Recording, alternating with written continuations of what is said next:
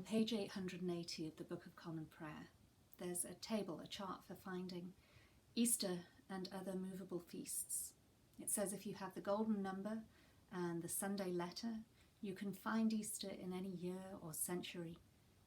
I must admit, I've never really quite got to grips with it. I just look at the calendar to work out when Easter's going to be. But it's a reminder that Easter has always been a movable feast. It's linked to a lunar calendar more ancient than the one that we use.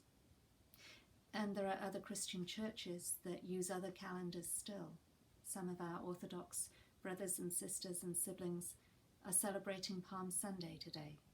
Next Sunday will be their Easter.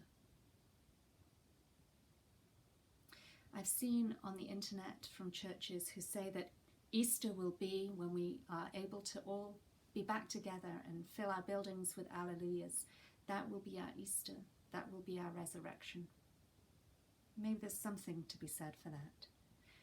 And given that Easter is 7 weeks long, 50 days, perhaps it's not an unreasonable hope that it will still be Easter when we come back together. Although maybe not, who knows.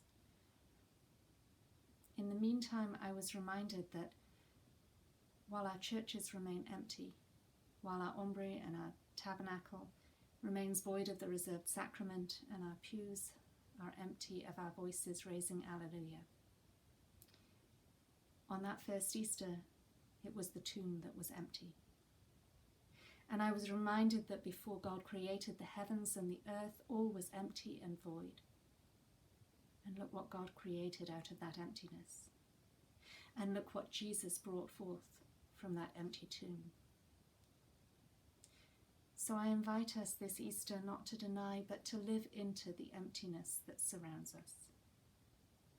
And to wonder what new thing God will create out of this new emptiness. Amen.